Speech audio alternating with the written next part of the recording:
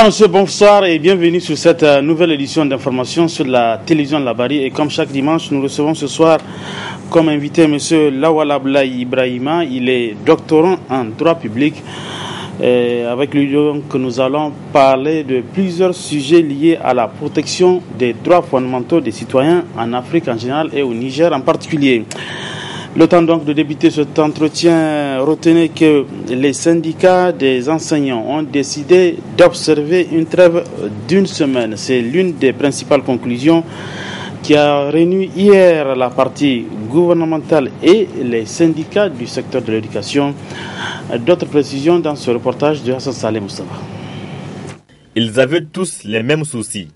Comment sauver l'année scolaire 2016-2017 qui tire à sa fin, malheureusement, sérieusement perturbée par des mouvements de grève.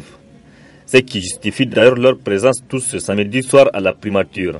Syndicats du secteur de l'éducation, centrales syndicales, associations actives dans le domaine de l'éducation, associations des parents d'élèves, le comité interministériel de négociation avec les syndicats de l'éducation et même le Premier ministre Brigitte Raffini. Il s'agissait à travers cette rencontre de créer les conditions de discussion sincères entre le gouvernement et les syndicats de l'éducation pour aboutir à un accord entre les deux parties. À l'occasion de cette rencontre, la délégation du gouvernement a présenté un document devant servir de base pour un accord à la lumière des mises en œuvre du communiqué conjoint du 13 décembre 2016.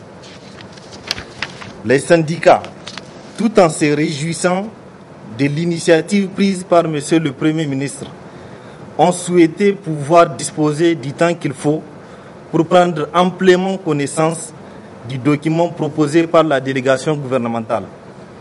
Ils ont proposé à cet effet de prendre rendez-vous le jeudi 18 mai 2017. Ils ont également décidé qu'en attendant l'issue des discussions d'observer une trêve d'une semaine, appelant ainsi les enseignants à assurer régulièrement les cours. Cette rencontre intervient après plusieurs autres qui n'ont rien donné, gageant que cette fois-ci c'est la bonne. Les deux parties finiront par trouver un terrain d'entente pour enfin regarder dans la même direction pour sauver le système éducatif nigérien.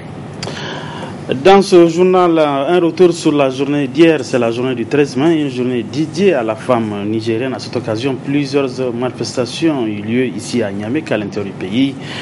L'école supérieure d'administration et de gestion des entreprises et SAGE a profité de la journée du 13 mai pour remettre des attestations de diplôme aux étudiants en année de licence. Les temps forts de cette cérémonie avec Asma Ousseynou.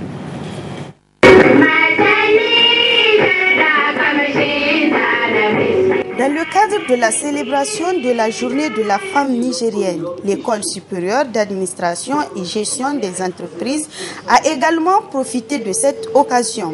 La fondatrice de l'ESAGE se réjouit de cette journée.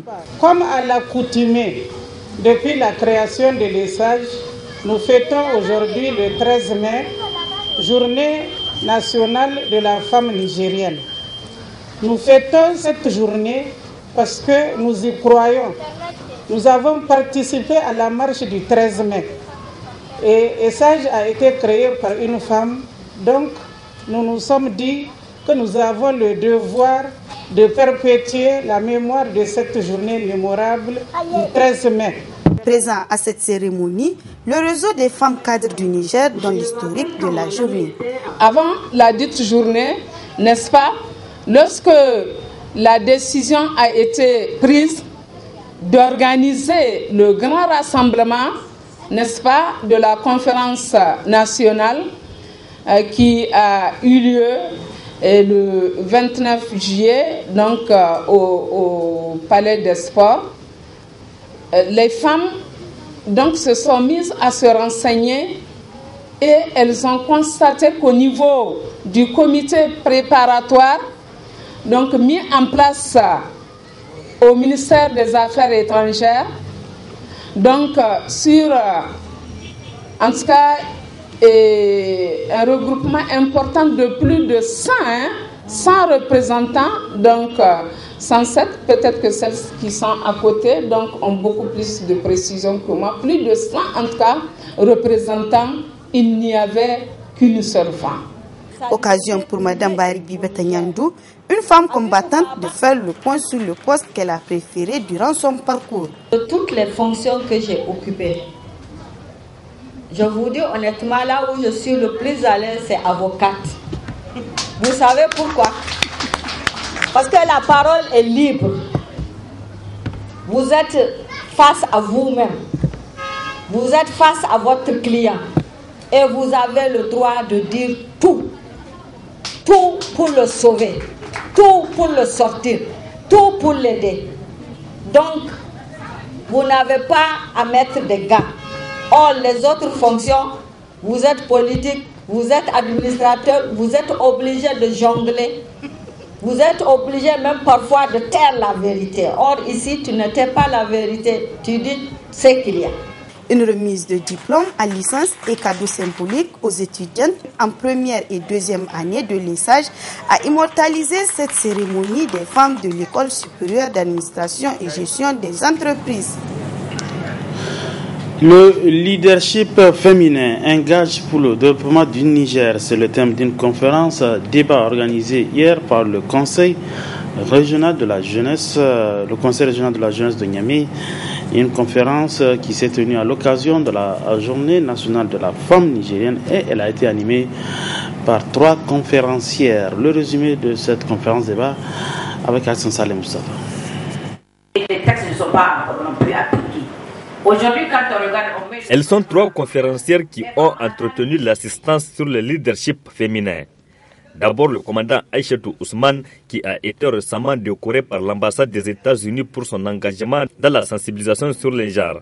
Pour elle, le leadership féminin peut bel et bien contribuer au développement du Niger.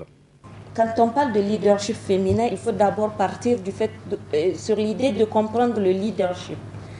Le leadership qui est la capacité d'influencer et de gérer pour satisfaire des objectifs communs. Cela suppose d'apprécier aussi la dignité, les forces et le potentiel de chaque individu. Le leadership suppose aussi d'influencer le comportement au moyen de normes, systèmes, politiques et lois, de gérer également les ressources pour accroître les avantages et matières en général. Quant au leadership féminin, permettez-moi de dire que c'est en fait la capacité d'une femme à mener ou à conduire d'autres individus ou une organisation dans le but d'atteindre certains objectifs. On dira alors qu'une femme leader est celle-là peut-être qui est capable de guider, d'influencer, d'inspirer, bref, de gérer des ressources humaines. Puis la seconde conférencière, Mme Fumakwenana Aïchetou, l'une des femmes actives de la marche du 13 mai 1991, est revenue sur le contexte dans lequel cette marche historique a été intervenue avant d'assister sur le problème que rencontre le leadership féminin au Niger. Le leadership, c'est important, aussi bien pour les hommes que pour les femmes. Vous avez vu la marche. Il a fallu que les femmes s'organisent. Spontanément, elles sont venues. Il a fallu qu'il y ait l'idée. Il a fallu qu'il y ait quelqu'un qui draine cette foule-là. Et les gens se sont mis ensemble. Les femmes se sont mises ensemble dans la cohésion, dans l'union, dans l'entente. Et elles sont parties. Vraiment, c'était un cri de cœur. Il fallait vraiment reprendre. Et il faut avoir de la volonté et de l'ambition aussi. Les femmes avaient la volonté et elles avaient l'ambition de travailler pour leur pays, de participer. Le droit à la participation, il est consacré par nos textes. Le droit à la représentation, il est consacré. Donc c'est ce qui a valu cette mobilisation et qui a porté. Comme quoi, quand on veut réussir, qui veut peut. Donc c'est ce qui s'est passé. Et l'union fait la force. Enfin, Mme Assekou Djé, qui a axé son exposé sur la qualité même de leadership féminin que le Niger aura besoin justement pour son développement socio-économique. Quelle est la relation entre le leadership et le développement?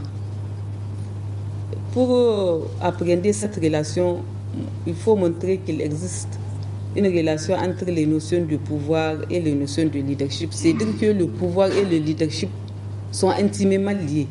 Mais il faut comprendre ici le pouvoir comme la volonté générale. Donc, le pouvoir suppose la capacité d'influence, de persuasion qui s'appuie souvent sur l'autorité et le prestige. Vous savez, souvent le leader est considéré comme les autres, comme un chef qui a du prestige. Et on peut estimer qu'un individu exerce un pouvoir sur d'autres personnes s'il peut obtenir d'elles des comportements ou des conceptions qu'elle n'aurait pas adoptées sans son intervention. Vous voyez comment le leader a vraiment un rôle très important dans l'harmonie et l'atteinte des objectifs du groupe. Ils étaient nombreux, hommes, femmes, jeunes filles et garçons, qui ont suivi avec intérêt les différents exposés. Des participants qui se disent édifiés et qui ont salué l'initiative, mais surtout le thème retenu pour cette conférence. Capacité d'influencer. Cap à présent dans la commune rurale de Kyoto qui a accueilli hier les femmes leaders et l'association des sages-femmes du Niger, section de Niamey, sous la direction de l'honorable députée Hadiza Seyni-Jarmakoy. Ces femmes ont organisé au CIC de Kyoto une campagne de dépistage du col de l'utérus et d'autres maladies chroniques. Les images. 13 mai 2017, journée nationale de la femme nigérienne. C'est aussi cette journée qu'ont choisi le mouvement des femmes leaders et l'association des sages-femmes du Niger, section Niamey, parrainé par la députée Hadiza Seyni-Jarmakoy pour venir en aide aux populations de la commune rurale de Tchota-Mayaki en général et aux femmes en particulier.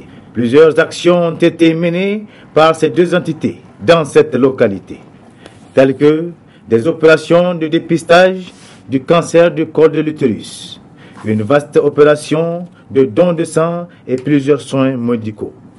Ces gestes tant bien louables ont été salués par les autorités administratives et sanitaires de la commune de Tchota et même au-delà.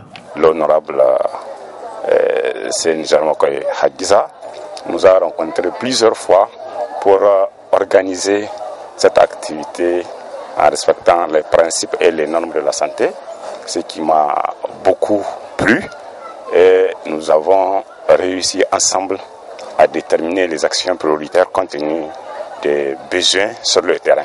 Je salue particulièrement les dons de sang, puisque dans le département de Boboy, nous avons un taux élevé d'anémie. Vous voyez aujourd'hui, les consultations spécialisées ou à Niamey même, l'accessibilité à certains médecins est difficile.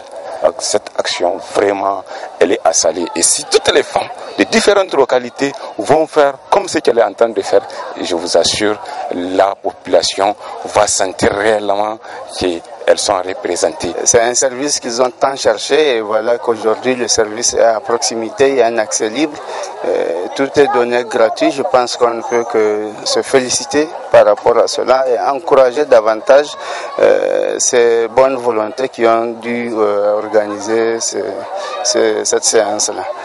Le dépistage, c'est une activité du cancer du col, c'est une activité qui ne se mène pas dans nos centres et du coup c'est une activité qui n'est pas connue. Il y a beaucoup de femmes qui vivent avec cette maladie mais qui, par manque de dépistage aujourd'hui, méconnaissent leur statut. Donc je pense que à partir de cette activité, à partir de cette journée, beaucoup de femmes de Jota vont quand même connaître leur statut. C'est devant les membres du mouvement des femmes leaders venues nombreuses et une foule immense venue pour la circonstance que la députée Hadiza Seyni-Jarmakoy prit la parole. On a bien vu que le cancer existe bel et bien. Et donc, les femmes ne connaissent pas ce que c'est que le cancer. Le cancer existe bien et c'est pour cela j'ai profité. J'ai fait une demande auprès du bureau régional des sages-femmes de Niamey. Elles ont bien voulu répondre positivement, donc pour les amener ici. Et puis, il y a le médecin-chef de Birni et même celui de Kyoto qui nous a vraiment appuyés. Ils nous ont appuyés dans l'élaboration de ce projet-là. Je partage cet avis parce que pour moi, le 13 mai doit être plus que des discours. Les femmes doivent passer à l'action. Ça veut dire quoi? C'est vider la capitale, Niamey, pour retourner à la base, pour retourner en milieu rural. Le développement de la femme, pour moi, doit passer par la femme rurale. Si tant que le problème reste au niveau rural, nous-mêmes émancipés, nous souffrons beaucoup. Donc, moi, ce que je demande aux leaders et puis surtout à la ministre de la promotion de la femme, c'est maintenant de dire que ça s'appelle la journée nationale de la femme rurale. Parce que les femmes émancipées, les femmes éduquées doivent quitter leur bureau frais et tout et retourner vers la base pour vivre la réalité du terrain. Voilà ce que moi je propose. La parité au Niger, c'est un combat actuellement des femmes au niveau de l'Assemblée nationale. Mais ce combat pour moi doit aller au-delà des femmes parlementaires. Il doit y avoir une prise de conscience de la femme même. Et moi, pour moi, j'indexe la femme nigérienne. À tous les niveaux, nous devons lutter pour en tout cas être au niveau des instances de prise de décision. Parce que quand on prend les décisions derrière nous, on les applique. Imaginez, nous sommes 171 députés, il y a 29 femmes seulement dedans. Et 29 femmes venant de tous les partis politiques, tant qu'il n'y a pas la cohésion, on ne peut pas gagner ce qu'on est en train de chercher. C'est ça le vrai problème. Le mouvement des femmes leaders, qui n'est pas sa première opération, promet de multiplier ses actions au profit des populations nigériennes. Ce mouvement politique vise à atteindre les objectifs du développement durable à travers la recherche de l'autonomisation de la femme nigérienne. L'actualité politique à présent, le Parti social-démocrate PSD Bassira de Ben Omar Mohamed a enregistré hier la présence dans ses rangs de nouveaux militants. Il s'agit des jeunes déterminés du parti Kishinkasa de Ibrahim Kouba qui ont quitté donc ce parti pour prendre la carte du PSD Bassira. C'était au cours d'une cérémonie qui a été rehaussée par la présence du leader de ce parti. Nous retrouvons d'autres précisions donc, dans ce reportage de notre reporter Ismaël Oumouni. Nous ne sommes plus membres du MPN Kishinkasa, nous apportons désormais au parti social-démocrate PSD Bassira. C'est ce qu'ils ont tenu à faire savoir ces jeunes à travers cette présente cérémonie. Nous, adhérents au parti PSD Bassira, réaffirmons notre ferme engagement à couvrir à œuvrer sans relâche et dans un esprit de cohésion pour l'intérêt suprême du parti en particulier et pour le Niger en général. L'organisation de cette fête revêt pour nous une double signification. Elle témoigne d'une part humble contribution pour le rayonnement du parti de la ville de Niamey, du parti dans la ville de Niamey, et elle contribue d'autre part à renforcer les actions en cours dans le domaine de la politique du parti. Le président national des jeunes du PSD Bassira a souhaité la chaleureuse bienvenue à ces nouveaux militants, mais aussi a également nommé un des nouveaux venus comme président régional des jeunes. Nous ne mettons pas de barrière entre anciens et nouveaux militants. Au contraire, nous conjuguons notre expérience pour qu'à travers notre Bassira puisse renaître un nouveau Niger. Aux anciens militants, je demande d'ouvrir grandement les bras pour accueillir les nouveaux. Aux nouveaux, des jeunes gens, filles comme garçons, d'une grande expérience du terrain politique, j'ose espérer qu'ils mettront leur savoir-faire, leur savoir-vivre au profit des attentes, des idéaux de notre parti. Je ne finirai pas mon allocution sans vous annoncer en commun accord avec le bureau exécutif national, le comité de la coordination de Niamey, confier le secrétariat de la jeunesse de la région de Niamey à M. Aïdara. Très ravi, le président national du parti Ben Omar n'a pas caché sa joie. Tout à l'heure, saluons pour leur courage et invite d'autres à emboîter le pas pour resserrer les rangs du parti. Je ne peux que saluer en tout cas tous ces camarades qui ont pris leur courage à deux mains au vu de la malgouvernance qui règne ailleurs, au vu de l'hypocrisie qui règne ailleurs, au vu de l'incurie qui règne ailleurs. Ils ont dit que non, nous voulons faire la débarcation en venant soutenir la grande étoile, cette étoile verte, cette étoile qui illumine nos ciels, cette étoile qui va éclairer le Niger et qui continue d'éclairer le Niger par son savoir-faire, par son savoir-être, également par sa générosité politique. Nous sommes porteurs d'un grand projet de société, la social-démocratie pour laquelle nous sommes en train de nous battre. C'est nous crions de tous nos cœurs pour l'avènement d'une économie sociale de marché, pour rééquilibrer toute la maldonne, pour équilibrer et harmoniser toutes les politiques néo-capitalistes que nous sommes en train de vivre. Je suis convaincu que le PSD Bassira aura sa place au Niger, apportera les corrections qu'ici dans la gouvernance au Niger, et les jours à venir, on va parler de nous, Inch'Allah. Ce ralliement va encore donner plus de tonus au parti afin qu'il puisse s'imposer sur l'échiquier politique national et même international. Avant l'invité de ce journal, retenez qu'en sport, le coup d'envoi cet après-midi à Libreville de la CAN des cadets à laquelle le MENA cadet participe et jouera son premier match demain à partir de 18h30 heure de Niamey. Une rencontre qui se jouera en présence des supporters qui doivent quitter en principe Niamey cette nuit plus tôt. Et à quelques heures du coup d'envoi de cette délégation, le ministre de la Jeunesse et des Sports, Kass Mokhtar, les a rencontrés au niveau du Centre technique national de la FENI. Foutons l'écoute. Nous sommes ici d'abord pour vous, au-delà de vous souhaiter quand même un bon voyage, vous transmettre les encouragements et les salutations des plus hautes autorités de notre pays, au premier rang desquels le président de la République, chef de l'État, son Excellence Issou Mahamadou, vous transmettre ces messages d'encouragement et de soutien ferme. Et tout à l'heure, un des responsables de la FENIFOOT vous a dit ce déplacement que vous allez effectuer pour accompagner, pour soutenir notre équipe, il a été possible grâce à son sacrifice, grâce à son engagement. Il a été toujours aux côtés du sportif parce que c'est son rôle en tant que père de la nation de ne rien négliger. Je l'ai dit aux responsables des différentes fédérations de toutes les disciplines quand à la prise de ma fonction que nous pouvons nous-mêmes faire de notre nation, notre pays, une grande nation sportive. Comme j'ai l'occasion d'être avec les responsables à la base, parce que les talents, ceux qui remontent à l'équipe nationale, c'est des talents qui sont détectés à la base, pour vous dire, c'est ça notre ambition. Et pour arriver, n'est-ce pas, à cet objectif, vous pouvez véritablement compter sur le gouvernement et surtout compter sur le président de la République qui, à maintes occasions, il a témoigné son engagement, il a témoigné effectivement que le sport, c'est une de ses priorités, surtout que le sport est pratiqué par la jeunesse nigérienne. Bonne chance donc au MENA Cadet qui jouera demain son premier match dans le cadre de cette CAN de Cadet. Et le MENA Cadet qui affrontera l'Angola, coup d'envoi de la rencontre à 18h30 heure de Niamey. Et nous en venons à l'invité de ce dimanche. Je le disais, il s'appelle donc Monsieur Lawal Abdoulaye Ibrahima. Il est doctorant en droit public. Et Ibrahima, bonsoir. Bonsoir. Et merci d'avoir accepté notre invitation. Je rappelle que l'entretien va aborder donc plusieurs sujets liés à la protection des droits fondamentaux des citoyens en Afrique en général et au Niger en particulier.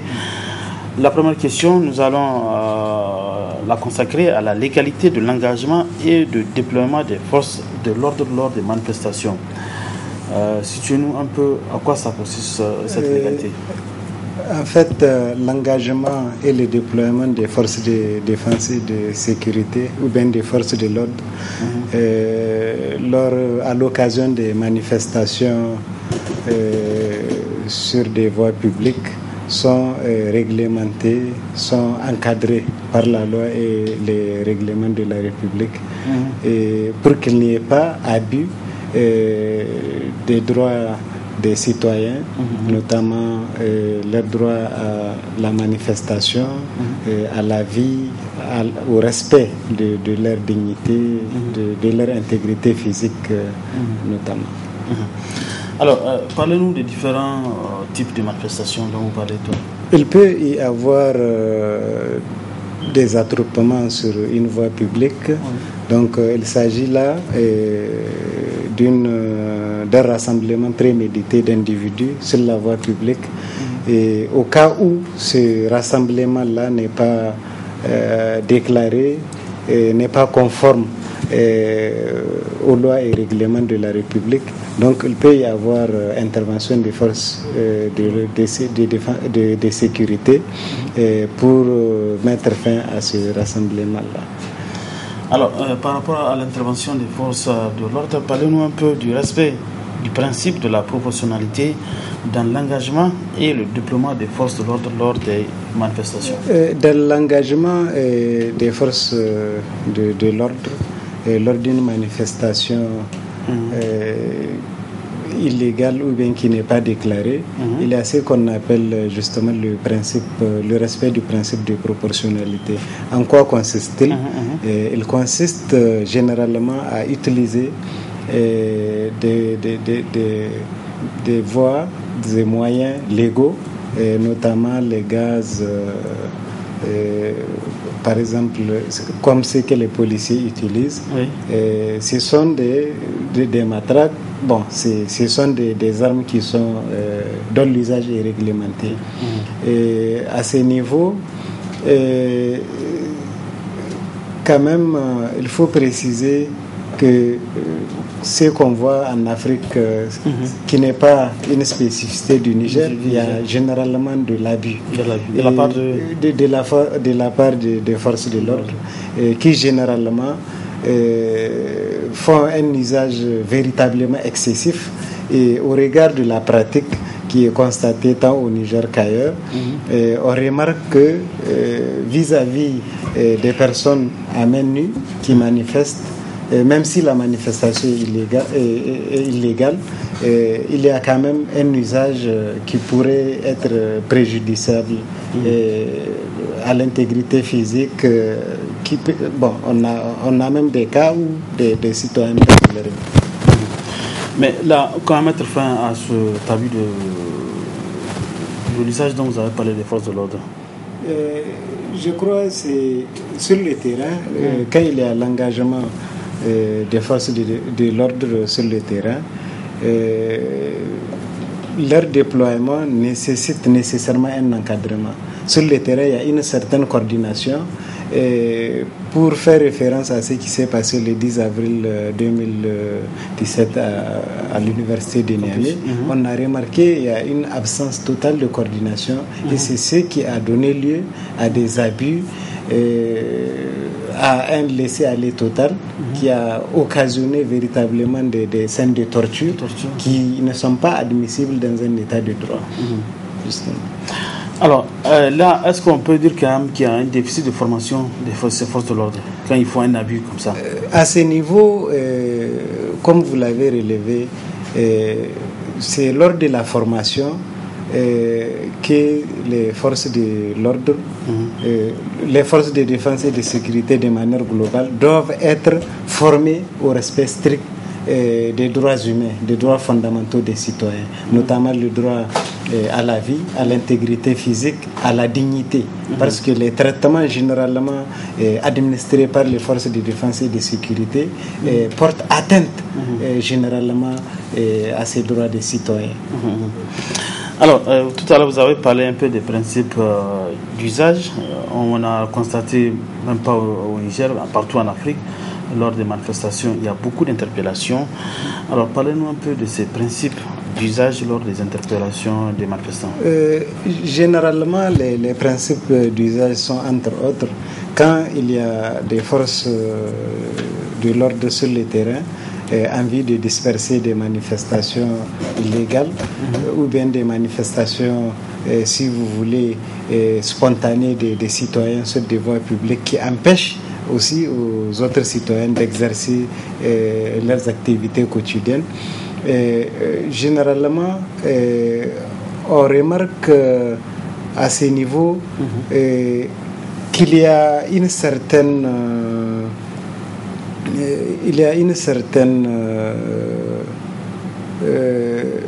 absence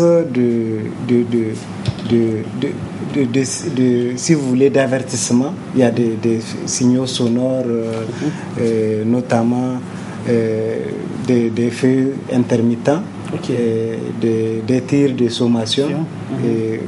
Il y a aussi, à travers ce qu'on appelle un haut-parleur, dire aux manifestants la force doit rester à la loi, vous devrez vous disperser. Au besoin, même traduire cela en langue pour que les gens qui ont envie véritablement de s'éclipser puissent véritablement échapper. Mais on remarque que dès que les forces de l'ordre viennent sur le terrain, directement c'est la torture, c'est des scènes véritablement qui ne sont pas du tout respectueuses des droits des citoyens. Alors on a vu aussi, surtout au Niger, lors de manifestations, nous autres les journalistes quand même, nous sommes comparés souvent à des manifestants, ce qui fait que les forces de l'ordre ils s'en prennent parfois aux journalistes. Ça, on l'a vu à plusieurs cas quand même, et c'est déplorable. Généralement, les journalistes, eux aussi, font ce qu'on appelle leur, si vous voulez, ils sont dans l'exercice de leur profession. C'est là, dans un contexte de démocratie, de liberté, d'information, de l'accès, de la promotion de l'accès à l'information, de la recherche de la vérité sur ce qui se passe en termes de violations lors des manifestations. Les journalistes, nécessairement, ne doivent pas être vus comme vraiment des gens qui ne doivent pas être sur le terrain. Ils font leur travail.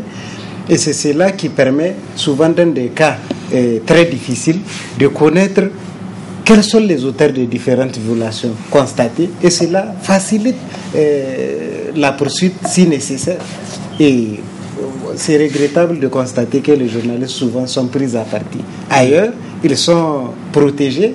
Dès que vous portez les insignes, c'est visible quand même. Vous portez les signes et vous ne soyez pas dans le champ des forces de l'ordre. Tout à fait.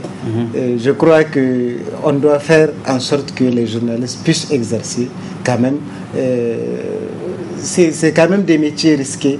Ils doivent être vraiment protégés. Ils doivent être... il ne doit pas y avoir d'entrave.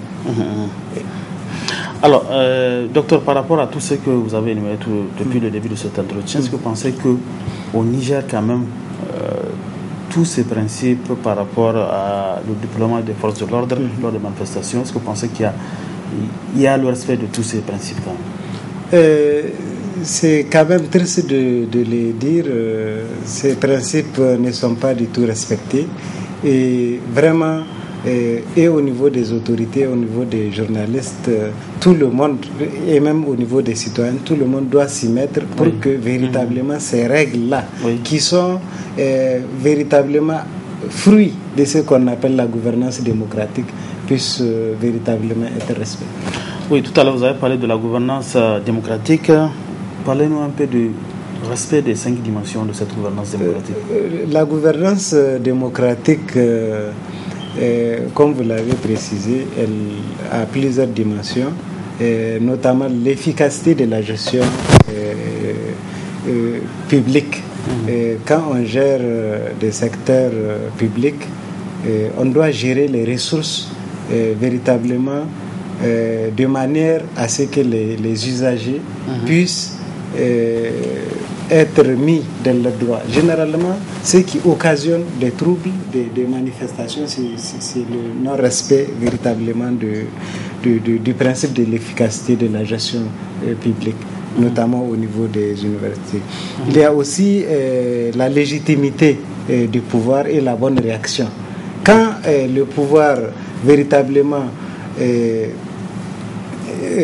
soucié de ce qu'on appelle sa légitimité, les citoyens eux aussi auront la bonne réaction vis-à-vis des actes de gouvernance.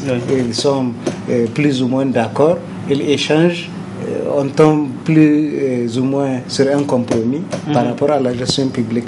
Il y a aussi la responsabilité. Quand on gère aussi, quand on est une autorité publique, il y a ce qu'on appelle la responsabilité. Et sans responsabilité, il ne peut pas y avoir ce qu'on appelle l'obligation de rendre compte de comment on gère. Et les citoyens sont de plus en plus regardants par rapport à la manière dont les politiques publiques sont gérées. Alors, autre constat lors des manifestations, on remarque aussi que les manifestants s'en prennent au bien public. Qu'est-ce qui peut expliquer cet état de fait quand même? Et à ce niveau, je pense que c'est le manque de l'esprit de citoyenneté. Quand nous essayons de voir un peu la galaxie des associations et des ONG qui sont là, l'accent doit être mis sur la culture de la citoyenneté. Parce que les biens publics, quand même, sont fruits de ce qu'on appelle les impôts et tout ce qui suit comme dépenses publiques engagées par l'État en vue véritablement de la jouissance d'un certain nombre de droits. Par exemple, quand vous prenez des faits de circulation qui sont concassés par des manifestants, c'est regrettable. Oui. Et cela n'est pas véritablement gage d'une bonne citoyenneté, d'un bon exemple. Les biens publics doivent être sacrés et les gens doivent le comprendre. Les citoyens, qu'on soit hommes ou femmes, on doit comprendre que les biens publics sont sacrés. C'est des efforts à chaque fois. Et si des biens publics sont véritablement pris à partie, c'est véritablement regrettable et cela n'a rien de démocratique, n'a rien de citoyen. Votre mot de fin pour finir? Mon mot de fin, c'est un appel pressant à l'endroit des autorités pour qu'ils comprennent que le contexte de démocratie, nous l'avons acquis de très haute lutte. Il y a des acquis. Ces acquis-là ne doivent pas être remis en cause. Ces acquis-là, en aucune manière, ne doivent faire l'objet de régression. Et nous n'avons pas d'autres pays. Nous aimons ces pays-là.